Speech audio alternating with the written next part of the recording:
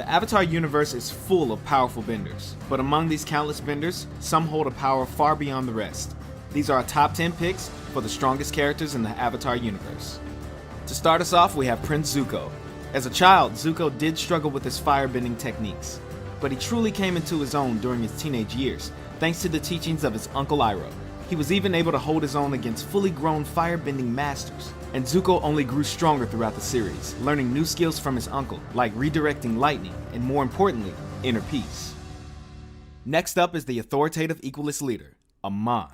You'll get your duel, and I will destroy you. At first, Amon may seem to have a major disadvantage when he claims he's not a bender. Amon is, however, an expert in hand-to-hand combat. He is so skilled, he is known to neutralize expert benders using no bending himself. Despite this skill, Amon is also secretly a highly trained waterbender. The few times we see him waterbend, he uses rather advanced techniques, but his strongest skill of all is the rare yet powerful waterbending technique, bloodbending. That's right, Amon can take full control over his enemies, and he can even do it without a full moon, something that was never even believed to be possible before Amon's family perfected the terrifying technique.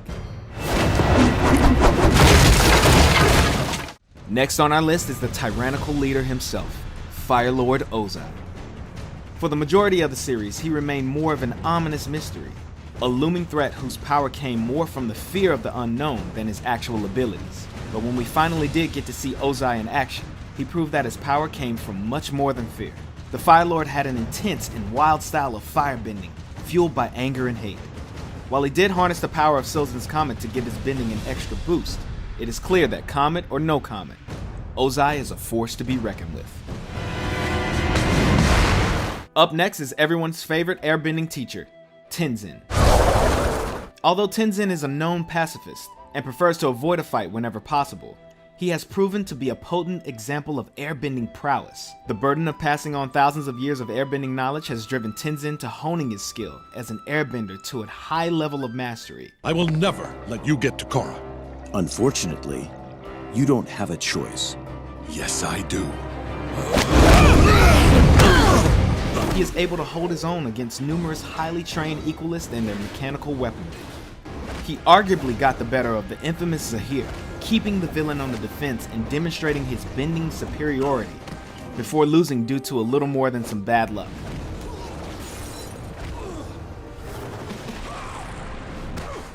All in all, we think Tenzin could easily take Zahir in a fair fight.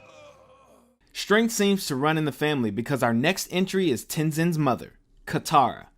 Oh, great. You again. Yeah, I didn't think so. From the very beginning, Katara's sheer determination to hone her waterbending skills, even without a teacher, was a demonstration of great strength. Let's do this. From that determination, we saw Katara grow as a bender throughout the series, collecting skills like state changing, healing, and even bloodbending. Her waterbending expertise, coupled with her ingenuity, gave her a significant advantage as she found clever and unique ways to put her waterbending to use.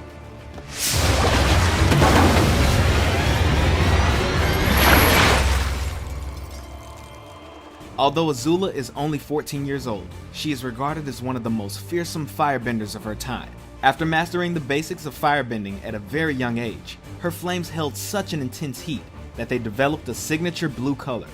In addition to her standard firebending, she quickly advanced onto more complicated powers, like the ability to generate and control lightning, which is regarded as one of the most powerful and dangerous techniques in a firebender's arsenal. She has also proven time and time again to be a skilled combatant and strategist, and was often able to use her smooth demeanor to get inside her opponent's head.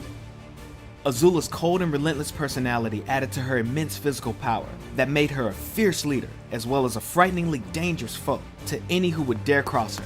What is wrong with that child? Next up is Toph Beifong, aka the Blind Bandit. I am the greatest earthbender in the world! Don't you two dunderheads ever forget it! Though you wouldn't know it by visiting her home in Ba Sing Se, Toph is an earthbending prodigy. Her mastery of the craft allowed her to perfect the technique of using earthbending to detect vibrations in the ground, giving her a hyper-awareness of her surroundings. Not only did this replace her sight, but it allowed her to anticipate her enemy's every move and could even inform her if someone was lying.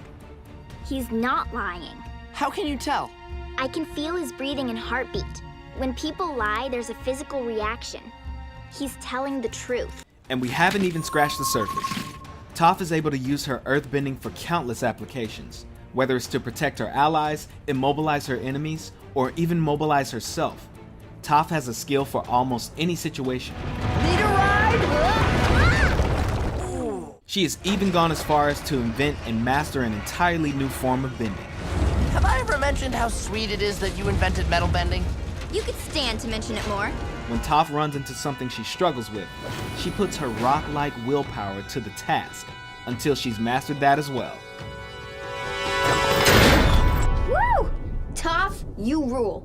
Don't let his good nature fool you, because beneath Iroh's optimism and wisdom comes a raw power that only experience can bring. As one of the few firebenders of his time that understood how to firebend without resorting to anger, Iroh had a high level of mastery over the art. Though he would usually prefer to avoid a fight, he was not afraid to demonstrate his ability if the need presented itself.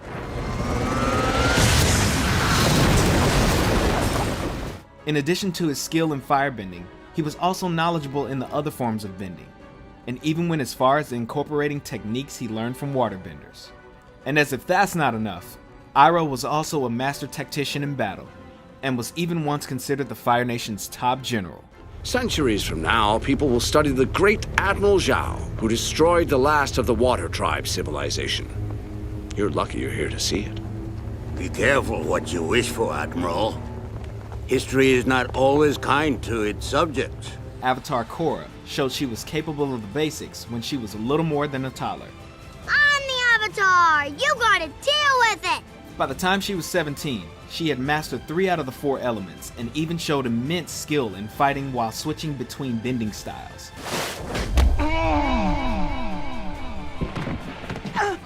Chump. Water, fire, and earthbending came to her as naturally as breathing, as she pulled off advanced techniques with little hesitation. While she initially struggled with airbending, she eventually proved she could master that as well, and even fight using only airbending when needed. Punch, punch, punch! See? Mastered. Her grasp over the physical aspect of bending was so strong that she was able to use it to take down some of the most powerful forces in the world. With Katara as her teacher, she was also able to master the technique of healing, and through Unalaq she learned to bend the spirits, only adding to her status of one of the most powerful benders that the world has ever seen. Go in peace. Finally, we have the last airbender himself, Avatar Aang. Before Aang even knew he was the Avatar, he was an airbending prodigy, reaching the rank of master by the young age of 12, making him the youngest airbending master in history. Aang's real test would be in his mission to end the 100-Year War and bring peace to the world. And that's where he would demonstrate his true power. When Aang began his journey, he only knew how to airbend, and had less than a year to learn and master the other 3 elements. While he was playful and often lighthearted, he proved to be a determined student when he focused his efforts, and became proficient in waterbending, earthbending, and firebending in record time. While he did gain a high level of expertise in the physical aspect of bending, it is in the spiritual aspect where he really excelled. Thanks to his training from the air nomad monks, Aang demonstrated a calmness of mind and a level of wisdom far beyond his years. This spiritual strength was only amplified after Aang's training with Guru Pratik and learned to unlock his 7 chakras. Aang was even able to learn an entirely new form of bending, energy bending. This ancient and forgotten art allowed Aang to bend the energy inside of others, and even remove their bending abilities entirely. Aang's physical and spiritual power, as well as his own unbendable spirit, were what ultimately allowed him to take down the Fire Lord and end the 100-Year War.